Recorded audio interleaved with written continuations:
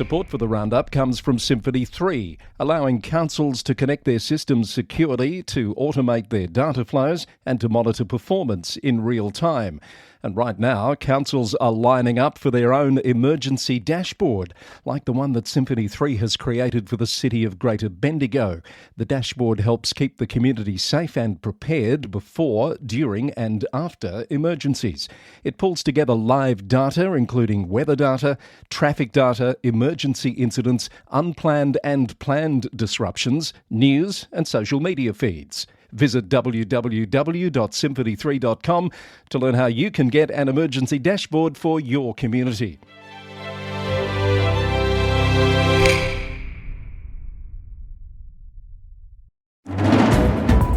Making news today, Glen Eira looks at transferring ownership of a residential aged care facility, a call for greater Victorian government investment to tackle illegal dumping.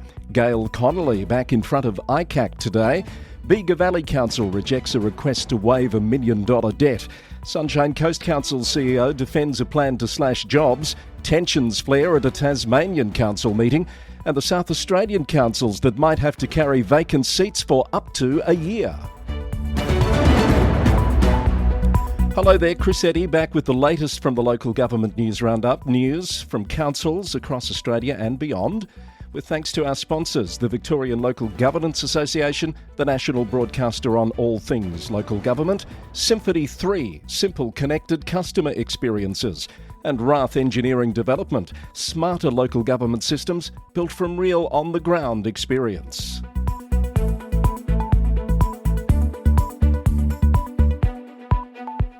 Kicking off our update for today, Thursday the 11th of June, Glen Eira City Council in Melbourne says it's exploring transferring ownership and operation of its 90-bed Warrawee Community Residential Aged Care Facility in Bentley East to an external provider. Mayor Simone Zamoud says the facility is not closing, with no immediate changes to care, staffing or day-to-day operations. The council says the service is forecast to run at an annual loss of around $5.5 million in 2025-26, with increasing regulatory and compliance requirements. An expression of interest and tender process will now begin. The MAV is calling for greater state government collaboration on illegal dumping, calling a $21 million task force ineffective. The peak body's president, Jennifer Anderson, told ABC News that councils are facing tightening financial constraints as reports of dumping surge across Melbourne. Local councils are urging the state to shift its focus from public education to boosting waste infrastructure and service funding. The City of Greater Geelong has thrown its support behind Wyndham City Council's call for major infrastructure investment as the November state election approaches. The councils are co-submitting major infrastructure proposals to the state government, including 3 new railway stations and a dedicated freeway link to the Metropolitan Ring Road. Geelong Mayor Stretch Contell said the two councils are on the same page about rail service between Geelong, Werribee and Melbourne, according to Bay 93.9. The city of Frankston is drawing attention to its front door. The council is urging the state government to invest in state-managed gateways and key road corridors as a key priority of its Frankston City First advocacy campaign ahead of the state election. The council's CEO, Tennille Bradley, told me on VLGA Connect it's an issue of particular concern to the community. When you have graffiti all over your gateway entrances and broken trees and a whole range of things, it really detracts from that. It's something that we heard really loud and clear from our community and something our councillors are very much getting behind in terms of our state advocacy priorities. The council estimates around $1.3 million is needed to replace glass panels on the Frankston Freeway near Beach Street, plus about $700,000 for lighting and landscaping upgrades. Look out for my full interview with Tennille Bradley on this week's upcoming episode of VLGA Connect. And local CFA brigades in Victoria's Macedon Ranges say they've lost a long-running fire equipment maintenance contract with the Shire Council after the tender was awarded to a private Bendigo firm. The Kyneton Brigade says the work helped fund equipment and services and warns the loss will hit future truck replacement plans. The council says the CFA bid didn't meet the expanded contract scope. You can read more on that in the Midland Express. In New South Wales, all eyes today are on ICAC's Operation Navarra, examining allegations against former CEO Gail Connolly and two other senior executives. Ms Connolly is back on the stand today for further testimony after proceedings were adjourned last Friday. Some of Ms Connolly's testimony from last week has been redacted from the record by the order of the Commissioner. The Daily Telegraph has details of what has occurred to this point and live reporting of today's developments. Bega Valley Shire Council has unanimously rejected a New South Wales state government request to waive a $1.1 million debt. The bill, incurred by New South Wales Police for using public land during the construction of the new Bega police station, was contested after the project ran over budget. 2EC reported that Mayor Russell Fitzpatrick successfully blocked a staff recommendation to approve the waiver, stating it was unfair to burden local ratepayers with state government costs. Local policing services will not be impacted by the decision. Albury Council has defended its $36 million entertainment centre redevelopment despite brewing community concern over projected rate rises. Construction commenced on the convention wing expansion this week, backed by $25 million in state and federal grants. Albury Council to cover the remaining $11 million. Addressing backlash over the local investment during a tight economic climate, Mayor Kevin Mack told the Border Mail the community would ultimately be understanding, emphasising that councillors will maintain strict oversight to prevent budget overruns. Kiama Municipal Council has leveraged a historic community cabinet meeting to pitch major infrastructure overhauls directly to the New South Wales Government. Mayor Cameron McDonald pressed Premier Chris Minns to lift a restrictive 30-year covenant on council-owned land at Spring Creek in a move aimed at boosting the local economy and unlocking critical employment lands. Berkshire Council has responded to criticism about a $5,500 countback election and a confidential $400,000 truck contract, with General Manager Leonie Brown confirming both decisions complied fully with New South Wales law. Those details are in the Dubbo News. And Tenterfield Shire Council has extended the appointment of Matthew Francisco as its acting General Manager through the end of March next year, or until a permanent General Manager is appointed. Mr Francisco has been balancing the role alongside his duties as Director of Infrastructure Services. The Council will recruit a temporary director and expects to begin the permanent General Manager search towards the end of the year. The CEO of Sunshine Coast Council in Queensland has addressed proposed job cuts as the council moves to tackle ongoing budget deficits. John Baker told Sunshine Coast News that around 130 roles are flagged for removal, with around 40% currently vacant and final numbers subject to consultation. The council has already paused recruitment and is streamlining teams as rates are set to rise by nearly 10%.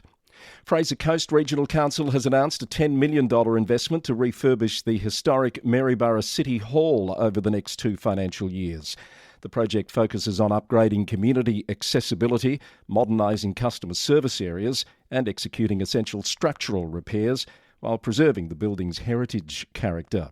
Townsville City Council has introduced 7 new side-loader waste trucks equipped with an innovative AI pedestrian detection system. That marks an Australian first for local government fleets. Manufactured by Australian company Superior Pack, the fully integrated control system alerts drivers to nearby pedestrians and warns individuals if they enter a vehicle's danger zone. And a delegation from Taiwan's southern city of Kaohsiung has visited Redland City Council to explore new economic and innovation partnerships. Organised through Trade and Investment Queensland, the visit focused on collaborative opportunities in sustainability, the visitor economy and smart city technology. In other news from around the country, tensions have flared at Clarence City Council in Tasmania following emotional disclosures from Deputy Mayor Alison Ritchie. Speaking during a code of conduct debate regarding Councillor Tony Mulder, Ms Ritchie detailed past targeting of her home, including arson and property damage, highlighting the impacts of toxic public discourse.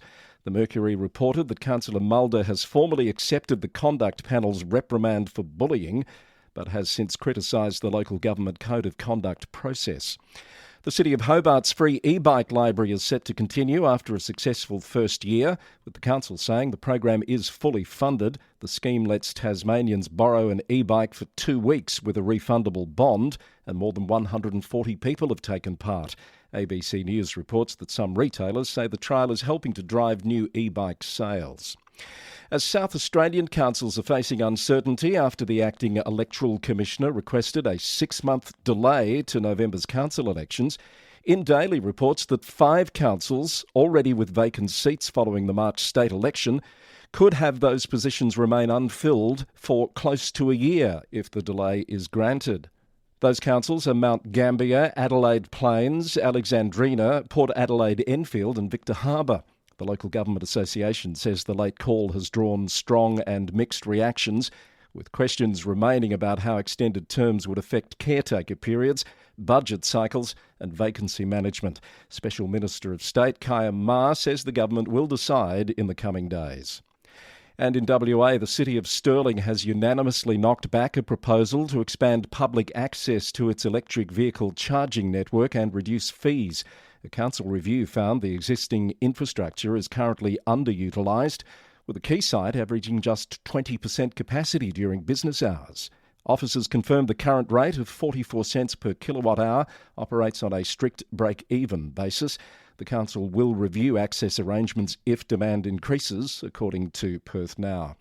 And Gemma Scott has been sworn in as a new elected member on the town of Port Hedland Council.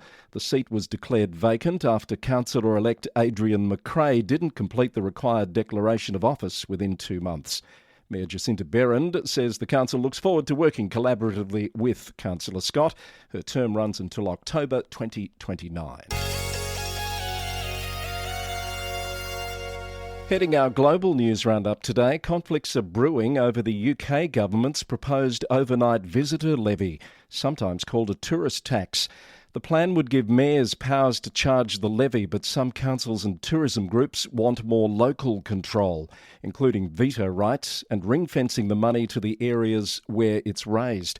Support is mixed. Some Labor-led authorities are backing it, while others warn the income could be diverted into wider regional projects, according to the Local Government Chronicle. A former mayor has resigned from Oswestry Town Council, citing a toxic workplace culture and raising concerns over behaviour.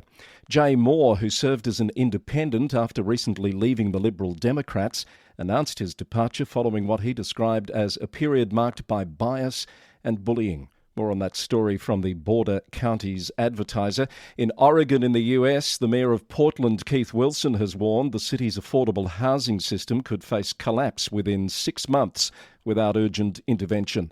According to a report by Seattle Red, the city's public housing authority is battling a $35 million deficit alongside severe vacancy and operational challenges.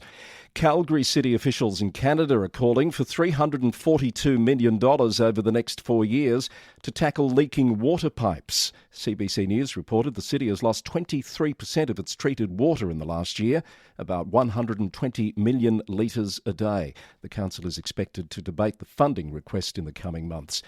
And New Zealand's Gore District Council will seek public feedback on 5 options for local government reform across the south as it considers joining the government's fast-track Head Start process.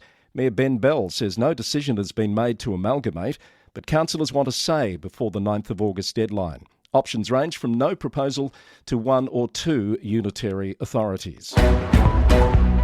And that's your latest news from the Local Government News Roundup for Thursday the 11th of June, edition number 594. If you'd like to know more, head to our website lgnewsroundup.com. Thanks to our sponsors, the Victorian Local Governance Association, the national broadcaster on all things local government, Symphony 3 Simple Connected Customer Experiences, and Rath Engineering Development, smarter local government systems built from real on-the-ground experience. The Local Government News Roundup is recorded in the city of Greater Geelong, Victoria, on the land of the Wadawurrung people of the Kulin Nation. Until next time, thanks for listening and bye for now.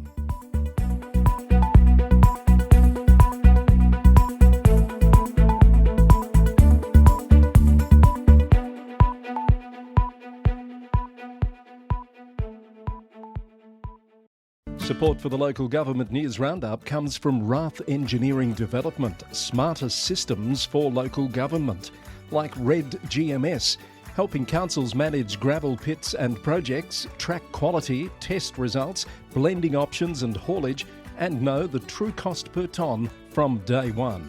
Rath Engineering Development can give you a one-off report that uses your existing pit data to pinpoint the best gravel sources for your next resheeting program or disaster restoration works, saving your council time and money. For local government systems built from real on-the-ground experience, talk to the team at Rath Engineering Development. Head to rathed.com.au to find out more.